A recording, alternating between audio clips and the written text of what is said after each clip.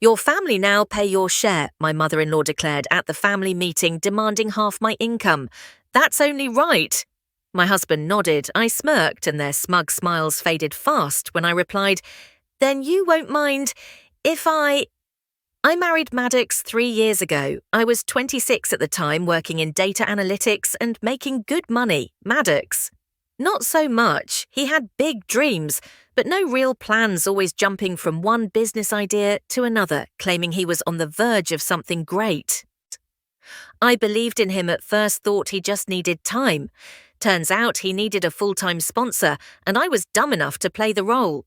For 3 years, I paid most of the bills. Rent me, groceries me, health insurance me. Maddox contributed when he could, which wasn't often. His parents, especially his mum Carol, always made excuses for him. He's just finding himself. Some people take longer to succeed. You should support your husband. I thought it was temporary. I thought he would grow up. I was wrong. One day, Maddox told me his mum wanted us to come over for a family meeting. I assumed it was about his latest financial disaster, which happened often. Maybe she wanted to brainstorm ways to invest in his next big idea. I had no clue I was about to be ambushed. We get to Carol's house, and the entire family is there. His dad, Dawson, his brothers, Jason and Kyle, their wives, even Carol's sister. Everyone is sitting in the living room with serious expressions, as if they were about to discuss a national crisis. I sit next to Maddox. He doesn't seem nervous. In fact, he looks smug. Carol clears her throat, clasping her hands like she's making some big announcement. Since you married into this family, you now owe us half your salary every month. Just like that, like she was stating a simple fact. I laughed. I actually laughed because I thought it was a joke. It wasn't. It's only fair, Maddox said, nodding along like a trained parrot. We all share what we have, and right now you have more than all of us. You have got to be kidding me. I looked around. Let me get this straight. You want me to just hand over half my paycheck to you all every single month? Carol smiled like she was doing me a favor. We're family, honey, and family helps each other. I looked at Jason and Kyle. So you guys are contributing too? Kyle smirked. Nah, I don't make enough. Jason wouldn't even look at me. I turned back to Maddox. And you? Are you putting in half of whatever you make? Silence. Carol huffed like I was being difficult. Sweetheart, you make more than enough to take care of all of us. We've supported Maddox his whole life, and now it's your turn. We're a unit, and we have to take care of each other. Supported Maddox? I repeated. You mean you enabled him? Maddox grabbed my hand, giving me the please don't embarrass me look. Look, it's just money, babe, he said softly. You still get to keep half. Oh, okay, I get it now. This was a plan a long con, and I was the sucker. I stood up, grabbed my purse and smiled. Well then, you won't mind if I stop working altogether. If my money is our money, then I should get a say in how it's used, right? And I say I'm done. I've never seen a group of people look so stupid at the same time. You wouldn't, Carol said, her voice rising. You're overreacting, Maddox said quickly. Kyle laughed nervously. Come on, don't be dramatic, he muttered. I turned to Carol. Do you even hear yourselves? You're not asking for help. You're demanding I become your personal ATM. Carol lost it. You selfish little... I walked out. Maddox chased after me. Are you serious right now? Maddox snapped when we got outside. You expect me to just hand over half of my paycheck like I owe you, like I owe them? It's about family, he said, as if that was an actual reason. No, it's about control. It's about you not wanting to work while I fund your entire family's lifestyle, and I'm done. Maddox ran his hands through his hair. Look, babe, I know. No more, babe. You showed me exactly where I stand in this family. I'm just the money. That's not true, really. I crossed my arms. Would you have told me about this little plan if I made less money? Silence. That's what I thought. I didn't go home with him.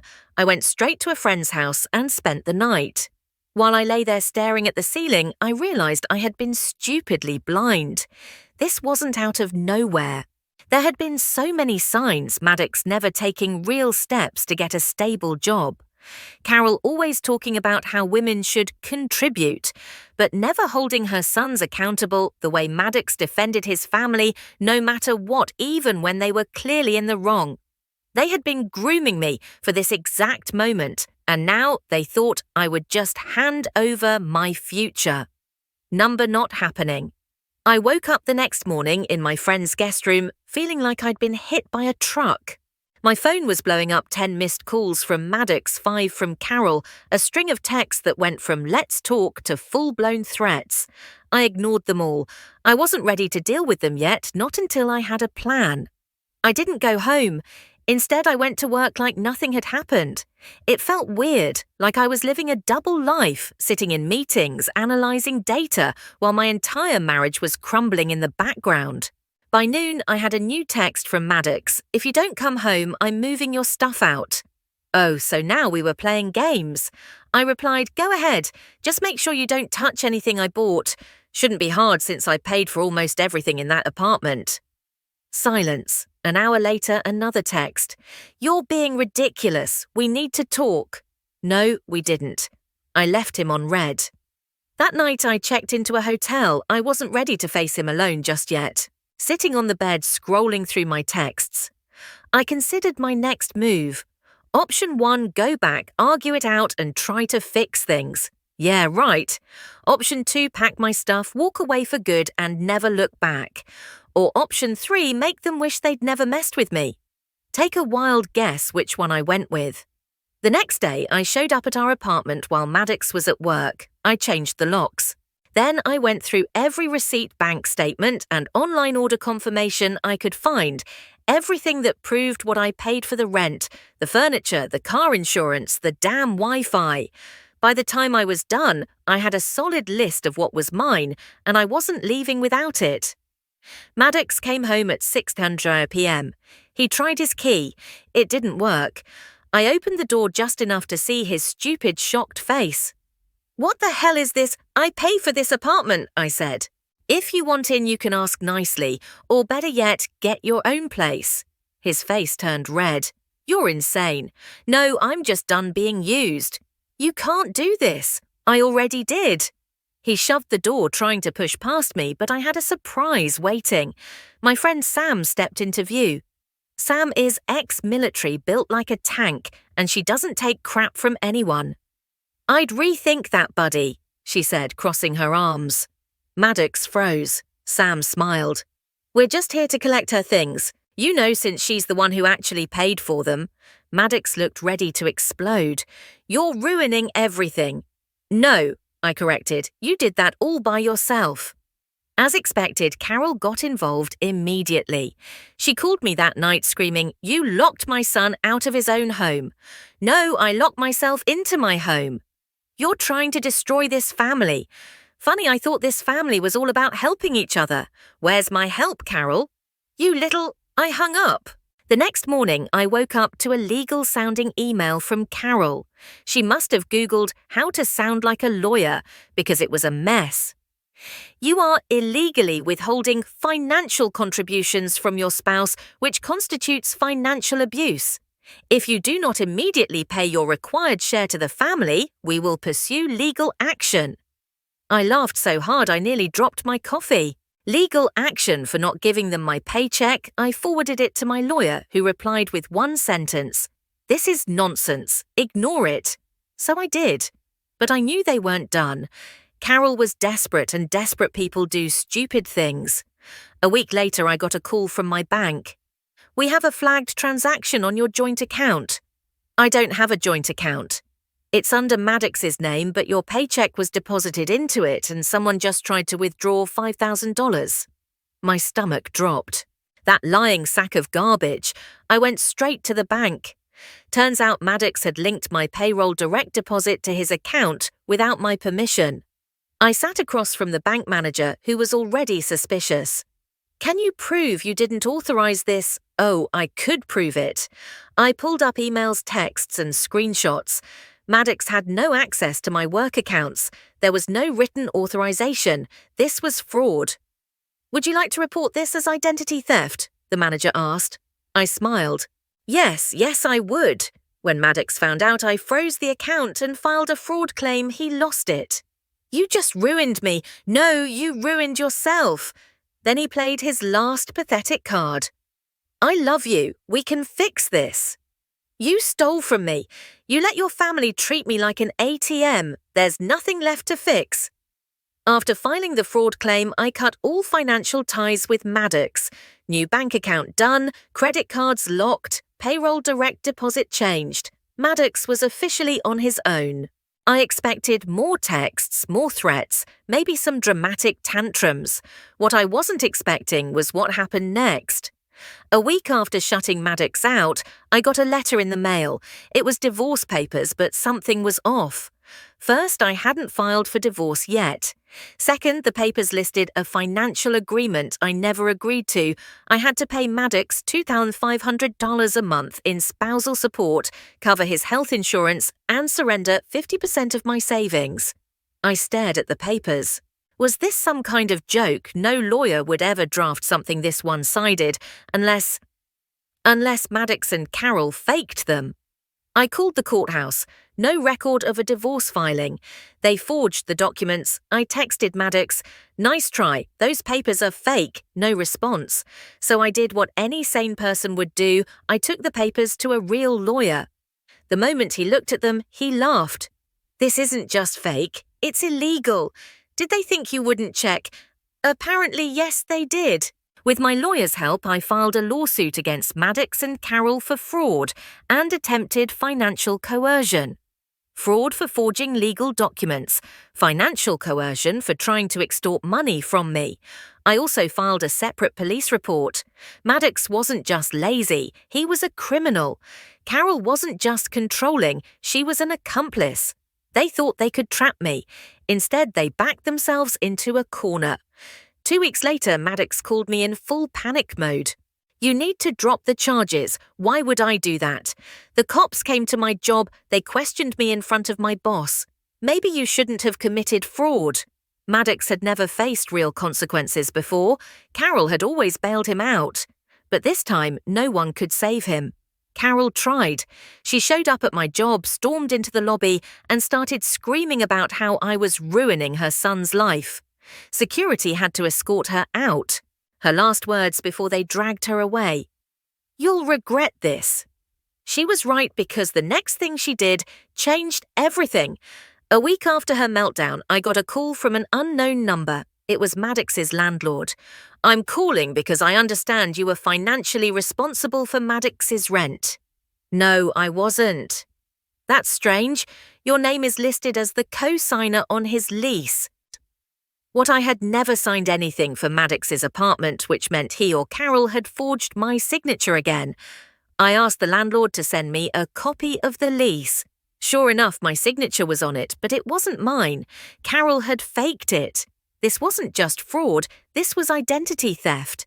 At this point, I had enough evidence to bury them. I filed another police report. Carol got a visit from the cops this time. She didn't storm into my job or threaten me over the phone. She went silent. Why? Because she knew she had dug her own grave, and I was more than happy to let her fall into it.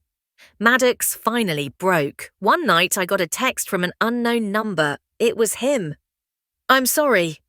For what? Everything? I stared at the screen. I should have felt something, but I didn't, because I knew this wasn't real regret.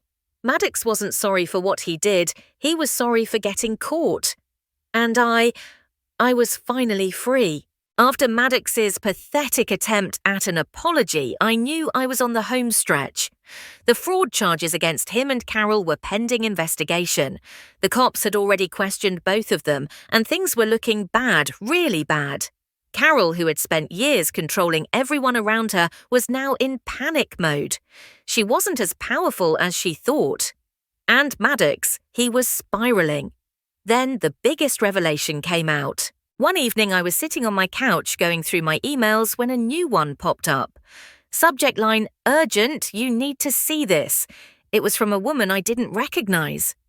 "Hey, I don't know if you remember me, but I dated Maddox a few years ago. I just found out about everything going on, and I think you need to know something. Nice. Attached were a series of screenshots, text messages between Maddox and Carol bank statements, with payments labelled Mum Loan Repayment, a legal document with my forged signature, and worst of all, a contract with my name on it agreeing to financially support Carol for 5 years. It was dated before Maddox and I even got married, meaning this was their plan all along. I wasn't the wife, I was the retirement plan. I didn't text Maddox, I didn't call, I went straight to Carol's house. When she opened the door, her fake smile dropped instantly. "You need to leave." I stepped inside anyway. "You want to explain this," I said, holding up my phone. Her eyes darted to the screen, the messages, the contract, the proof. She swallowed hard. For the first time, she looked nervous. "I don't know what you think you found, but drop the act, Carol," I snapped. "You planned this. You planned all of this before we were even married. You were setting me up to bankroll your pathetic family." She opened her mouth to deny it, but then Maddox walked in. His face went white. "What's going on?" "Ask your mother," I said, still holding up my phone. He glanced at the screen and his entire body stiffened. Busted. Carol tried to recover. "That's old. That's not what it looks like." "It's exactly what it looks like," I shouted. "You knew." I turned to Maddox. "You knew she was using me, and you went along with it." He couldn't even look at me. "Say it," I dared him. "Say it to my face. Say you didn't know." Silence. That was all the confirmation I needed. "You're a liar, a con artist, a coward." My voice was shaking with anger. "I spent years thinking you were just lost, just trying to find yourself. But no, you knew exactly what you were doing." He finally snapped. "What was I supposed to do?" Maddox yelled. "You had everything, a career, money. Mum was struggling, I had nothing." "So instead of being a man and working for your own life, you decided to steal mine." Carol jumped in. "Don't talk to him like that. He's your husband." "Not anymore." She froze. "What? I'm done. I already started divorce proceedings. I'm taking back everything that's mine. And after this fraud case goes through, you and your son can rot together." Carol screamed. Maddox begged. But I walked out and never looked back. A few weeks later, the fraud case wrapped up. Maddox was charged with identity theft and fraud. He got probation and a record, which meant getting a job was going to be a nightmare. Carol was forced to pay fines for forging legal documents. She tried to fight it in court, but the judge saw right through her lies. Their entire family fell apart. Jason and Kyle, who always laughed at my expense, turned on Maddox when he couldn't mooch off me anymore. And me, I thrived. Got an even better job, moved to a new place without a single toxic leech around me, met someone new, someone who actually respects me. And the best part, I never had to deal with them again.